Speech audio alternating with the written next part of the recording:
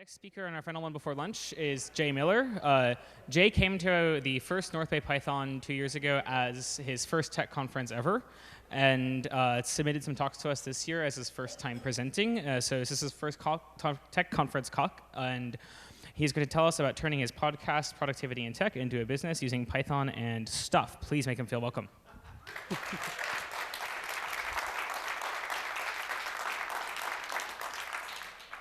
I promise that we will be out plenty of time before lunch. Trust me, this gut has got to grow a little. So, does anyone know why podcasters podcast and not do video?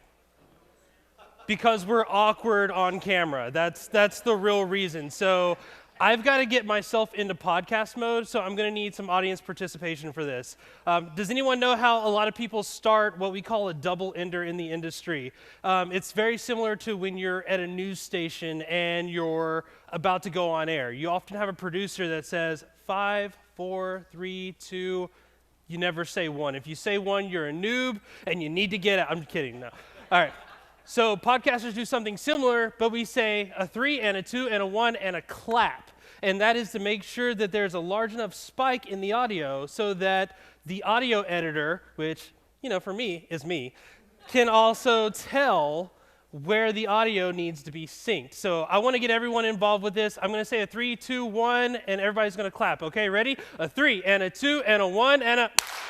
All right, awesome. Hey, what's up, everybody? I'm Jay Miller, and welcome back. Oh, no, that's the wrong intro. Hi, everyone. I'm Jay Miller, and today's talk is about turning my podcast, Productivity in Tech, into a business using a bunch of stuff, but in this case, mostly Python.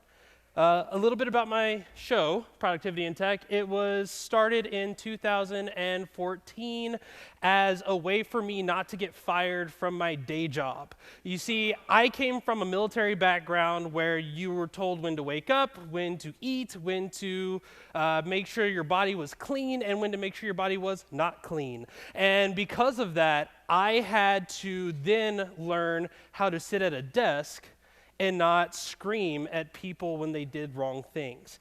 And, I love that. So for me, I didn't know how to take ownership of my own things, so I did what any other person would do. I started a blog. That blog was called Keeping Junk Managed because my initials are KJM, and Keeping Junk Managed is KJM and SEO, right? So Keeping Junk Managed didn't last very long because I was unorganized and very unproductive, so I did what anyone else would do. I started another blog. That blog was called Productivity in Tech, and it was designed to help me become more productive. But at the time, I had grown to love podcasting. And because of podcasting, I did what most crazy people do after they have 2 failing blogs, a full-time job, a new wife, and they're a veteran and a college dropout. I started a podcast. So here we go. So Productivity in Tech eventually left the idea of just focusing on productivity because, as if you ever listened to episode 1, season 1, then you would know I feel like everyone is productive and has a way to express their productivity as they choose. Just some people are not as good as expressing it as others. So what I did was I transformed it into an interview show where I brought people in tech all over the world onto my show, and we talked about whatever it was they had, and we tried to find that nugget of productivity in there. And it is seasonal. Right now we are on hiatus, so this is kind of my plug for you. If you want a sticker or you want to exchange some Twitter deets with me or my email, the next season begins January 1st, and I am actually recording, not right now, but I am in the process of recording interviews for that next season. So if you've got something cool that you want to share, come see me after the talk or during lunch. Now, eventually, I realized that podcasting wasn't necessarily going to pay the bills, if you know what I mean, especially if I wasn't charging for it. I mean, podcasts are free, right? So I decided to turn it into a business. That business was also Productivity in Tech. It's a patron-backed community. A lot of people are familiar with this. If you've ever ran a podcast, I should have started with that. Is anyone in here thinking about starting a podcast? No? Oh, there. Okay, I see a few hands in the back. Does anyone have a company that has a podcast or is thinking about creating a podcast? Even better. Oh, more hands. Awesome. So don't do the top one. I'm just going to tell you that now. Don't do the top one. I love the community that I'm a part of. I wake up every morning, I jump into our Slack channel and greet the 60-some-odd people. Good morning. Actually, what I do is I just send a coffee emoji, and that means the day is going great. But a 60-member patron-backed community, again, does not pay the bills. So I decided that I needed to do something different, and it became an individual and business consulting group being me, because in podcasting you'll hear a lot of people say we and they. They're just talking about themselves. Maybe they're schizophrenic, I don't know. But I decided that I was going to become a consultant for marketing, because I have a marketing background, and in digital media editing, because, as I'm about to show you, I do a lot of this. When people ask, what do you do as a podcaster, this is what it is. Does anyone know who Jay Triplett is? Any chance? Does anyone know who Webology is on Twitter? Yeah, that was the last episode of this past season. This is the audio file for that season. What you're looking at is Jeff's master track, my intro music, and then the finalized product at the bottom. This conversation took about an hour and a half to record. Does anyone know how long it took to edit? 3 hours. How did you know that? Okay, well, there is something that we'll talk about in a little bit called the rule of two, but the idea for editing 1 minute of audio takes about 2 minutes to edit. So if you have an hour and a half recording, you have 3 hours of audio that I have to find out how to figure out. I have to figure out how that turns into a 30-minute conversation. So I've been talking a lot. Oh, let me get out of that and get back to my slides. There we go. All right. If my mouse wants to work. There we are. So I've talked a lot about myself. A lot. Productivity and Tech isn't the only podcast that I've done. I've done Devataku, which was a developer breakdown of the show Cowboy Bebop. Any Cowboy Bebop fans? It kind of falls off at the end. I'm sorry. All right. I do Ask a Brit with Jay and Jay. I am Jay, and my friend Jay lives in Leeds, and we just talk about, Brexit and stuff. And of course, I wouldn't be a media personality if I didn't have my own show. That's What I'm with Jay and Jay, or not What I'm with Jay and Jay, What I'm with Jay Miller, but it's an underground podcast, which means you have to have the RSS feed only. It is not on iTunes, it is not on Spotify, and that was because I didn't want to edit it. Aside from my own stuff, I also do work with a few other shows. The one that you can't see there is because the internet is out, and I am sorry. But that is a .NET Core show where I do transcriptions. Does anyone know what the first logo is on the left side? Talk Python, yes. Is anyone signed up for the Talk Python newsletter? You're welcome. All right, does anyone, that wasn't me. There we go. Is anyone signed up for Talk Python courses? What are you doing? Okay, thank you. All right, you're welcome. The next one, Python Bytes. I also do newsletter stuff with that as well. And then Developer on Fire Alone. These are my initial clients, and I am looking for more. So if you have one, let me know. But as you can tell, people are listening to podcasts. This is my marketing pitch to you. It's estimated that 144 million people are familiar with the term podcasting. How many people here listen to a podcast? How many people here listen to more than one podcast? How many people listen to podcasts more than they listen to music now? So when I asked earlier how many people were thinking about starting a podcast and only like 3 people raised their hands, what are you doing? You have this whole audience here. You can at least have 200 people listening to your show just from the people that you've met at today's conference. In fact, there are over 750,000 podcasts and over 30 million podcast episodes. I've listened to a third of those, I promise. So what we won't be talking about in this is building a business that is just podcasting. Because, as I've already said, that does rarely work. There are the few outliers that are the Joe Rogan podcasts and things like that. But if you've noticed anything about a lot of the popular podcasts that exist, they've either A, existed for a long time, or B, they are backed by a marketing engine like Gimlet Media or Spotify. But I do want to tell you some things. You should have a podcast, even if it is for the 3 people that, love everything you do. Hi, Mom. It's a great way to network yourself. It's a great way to improve public speaking and interview skills, except for the whole in-person thing. As you can tell, I'm pacing back and forth. I'm talking with my hands. These are all things they tell you not to do. But normally, there's never a camera in my face, so I can do whatever I want with my hands, and y'all can't tell me anything. So there we go. And it also gives you the ability to teach others what you know. Do we have anyone here that learns by doing? Do we have anybody here that learns by watching others do a thing? Do we have anybody that learns by only reading the documentation? I'm sorry. Hey, that's a podcast market for you right there. The documentation show. I love it. So as you can tell, a lot of people are getting away from blogs. They're getting more into what we call dynamic media, more YouTube videos, more podcasts, more live streaming. These are the new areas from a marketing perspective. If there are any marketers here, I'm sorry, I'm one of you, it's okay. Then I must be stepping on something, I'm not sure. I'm just gonna stand still now, okay. But in that, you have to be able to market yourself in some way. If you are looking for a job, it is important that you learn how to market yourself. And I don't know of any better way than to have other people validate what you're saying, as well as you can learn from the other people and they can learn from you. Now, podcasting as a business is very similar. Well, podcasting for businesses, is very similar.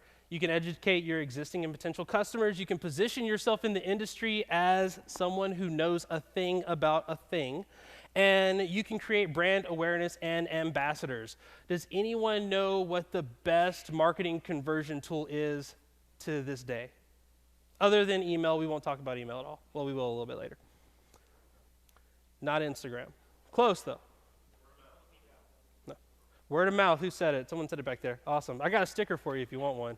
I'm just kidding. I'm giving these away, so there you go. Word of mouth is still the best way to market your business and or brand. How many people are on Twitter because people who they follow are on Twitter? How many people are on Instagram because people that they follow are on Instagram? Sorry, I'm not on Instagram. I can't help you there. But by putting your voice out there, you are now connecting yourself with a bunch of people. Now, I know this has been a very code-light talk. Don't worry, the code is coming, I swear.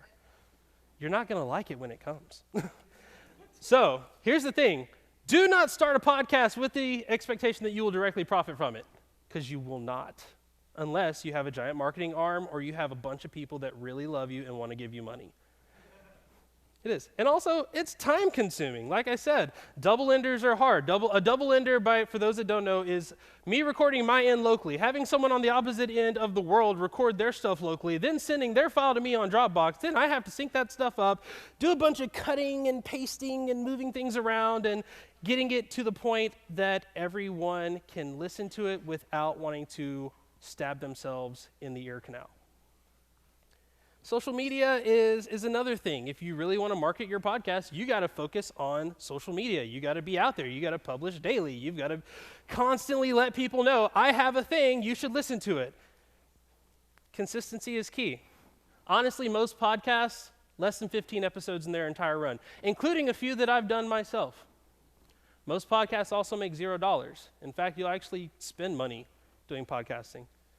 But that said, podcasting is easy. You just have to worry about hosting, recording, editing, and sharing. I couldn't think of a good acronym for that except for HERS. And if you ask my wife that, she just says, well, that's everything. So, so let's start at the top. A podcast is an RSS feed with some optional extensions. You see, Apple did this thing by becoming the largest podcast industry, aggregator. They added their own RSS extensions into the spec, which is totally fine. RSS is designed for that. You can add whatever you want, and it can work. But the thing is, this is what you see. This is what the podcast actually is. It's a bunch of gobbledygook. You don't need to worry about what that says. Trust me. Okay, for real though. Okay, perfect. Hosting the feed is just creating a reliable location for that big file that we showed to live and creating it. So you can start with storing your podcast data in some database or file system or whatever you want. I like to use a lot of Markdown. So what you're seeing here is actually code for a static content generator that I'm creating myself. I know, worst idea ever, but I don't know. I had some free time. And the idea with this is basically I have a file that has some Markdown. I have to read that text. It also has some variables at the top that tells me what podcast episode I'm looking at, who my guest is, what their Twitter handle is, all those good things. I then parse that content, store it as metadata, and then after that, I do a bunch of logging and debugging because I broke stuff. Again, told you it was a bad idea. Then you have to deal with the CDATA, the XML, the XHTML, and all the plain data. So if you can read this, what this is me saying, well, let's create a really bad function. I feel bad because I broke the rule that simple is better than complex. But you have some information that you can do if it's CDATA, you have some information that you can do if it's XHTML, and then if it's not, you just have your plain basic key, value, and key that you're used to in HTML. And then lastly, you do things to process the data and make it a pretty RSS feed. So I wish Marietta was here because I wanted to personally give her a hug and thank her for creating, for helping, pioneer the whole F-string movement. Because beforehand, I was a format junkie. And does anyone know what that means? I would build entire websites using a bunch of curly braces and a format at the end. Don't do this. I lost an entire season of podcasting because I did this. Don't do it, seriously. Don't do it, seriously. But in the end, it wound up looking something like this. You have your URL, your title, your link, your enclosure URL, and a bunch of other stuff that you don't care about. And again, all of this is so that I could be in control of my own data and host my own feeds. Stop it. Get some help. Seriously. I'm gonna let that sit there for a second. There are plenty of hosts out there that will do all of that stuff reliably and consistently. I didn't put any of them in there because none of them would give me enough advertising revenue to do so. Again, this is a business, and I'm a businessman, right? So, let's talk about recording. Yeah! That was my motivational talk. He's there. This is my spirit animal. This was my recording setup for the first 4 years of productivity in tech. It is literally a plank of wood, a MacBook, and a Blue Yeti that I found on sale for $100. Honestly, you don't need all of that. All you need is the headphones that came with your cell phone, some computer, or a voice recorder. That's all you need to start podcasting. And a host, of course. So you can host a podcast for as little as $5 a month while recording and using the headphones that you got with your cell phone. That simple. Now, this is where we start talking about business stuff. And I've got 5 minutes to run through it, so who's ready? If you're ready, yeah, thank you. Again, I'm not used to people looking at me as I talk because I'm a podcaster. Gosh. So, the first thing I had to do was figure out who my customers are. Well, luckily, I had interviewed almost 100 people at this time, and I had all of their emails stored in a lovely Airtable. And I wish the person who made Airtable was here because you're a saint in my book. So, using requests, I was able to ping their API, find that table, get all my contacts out, and then just, hey, bunch of raw JSON data. But wait, there's more. Using Mailgun, I was able to figure out how to send emails to those people and say, hey, you there, you remember me? Yeah, I'm sure you do. But by the way, I'm starting a business, and I know you have a podcast, and I would love to help you with your podcast. So if you would be so kind as to write me back and tell me that I can help you, that would be great. And this is great because sending one email, if you're a salesperson, that's a walk in the park. Sending 100 emails and keeping up with all that stuff, that's why they invented Salesforce. Then I had to come up with a business model. My first client, one Michael Kennedy, shout out to Michael from Talk Python, said, hey, I need someone to help me do my newsletters so that they go out once a week instead of once a decade. Sorry, Mike. I cleared that with him first, kind of. So, using feed parser, because what does feed parser do? Well, great name, it parses feeds. I was able to parse the feed, get the latest podcast episode that he puts out on all of his shows, and then use that as the basis for my newsletters. And then I was able to connect it to MailChimp using my MailChimp keys. As you can tell, podcasting is a bunch of hitting APIs and telling it, hey, give me this data and put it somewhere else. That's basically it. But I was able to take this URL and then convert it a little into some HTML. Thank you, Marietta, and also thank you to the people that made Jinja. That's the way I'm doing it now. That I could create a template so that all I had to do is change 3 things, and then now I have your newsletter scheduled every single week. The best thing you can really do is connect that so that it happens on its own and you don't have to do that. I can't show you that. That's a business secret.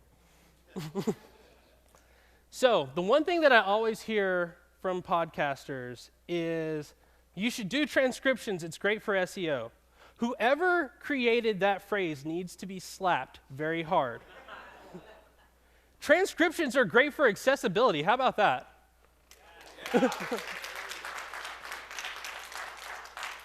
Now, I'm not someone who, this is more of a do as I say and not as I do kind of moment, because for the longest, I didn't do transcriptions. One of the things that's coming up in this next season is that we're not only working to make sure that all of our future episodes are properly transcribed, but all of our previous library is transcribed and brought back into one feed. Because, again, everyone should have the ability to hear your voice. Your voice is important, and I can't emphasize that enough. If you get anything from my talk, now that I have 2 minutes left, don't worry, I only have 1 slide left. Your voice is important. I didn't put a lot of code in here because sometimes I get lost in code. That's why it took me so long to figure out that I am a podcaster, that I am a digital media editor. But make sure your voice can be heard by everyone. And that's what this does. This is a super awesome, this is pulled directly from Amazon's documentation, and I use it all the time. All you have to do is store your file in an S3 location, take that location and say start transcription. As long as it is a standard file, it can do a lot of cool things. It can split it by channel. It can even tell you who is speaking if it's not split by channel. And it's all done with one command, a very simple function. And for those people that say, well, AWS is nice, but I'm more of a Google Cloud storage person, well, you got that too. Literally, a few lines of code to make your audio content accessible. So I'm hoping that there are some developer podcasters out there that are listening to me. You have no excuse. This does everything in the background. It doesn't use your computing power. It doesn't use anything. It uses the power of the interwebs. So let's go. Let's get more transcriptions going. So we've talked about a lot here because there is a lot. Podcasting isn't easy, but whether you're starting your business for the first time or you're starting your first podcast, do one thing at a time. Do what you know and what you can do. And if you need help or encouragement, reach out to me. And of course, if your business needs help getting their podcast off the ground, that's how I feed my family. So please, allow me to love whatever it is your company does and make it sound great for everyone listening. I'm Jay Miller, and I'm going to end this the same way I ended with everyone. I like to thank the people that helped me get up here. That is Sam, Chris, and the rest of the people that are organizing. Josh, I don't know where you went. I hope everybody has a great lunch, but most importantly, I hope that I at least birthed one podcast out of this. I hope I gave somebody enough confidence to start podcasting. But most importantly, I hope we've been productive. Thank you, Jay. Thank you.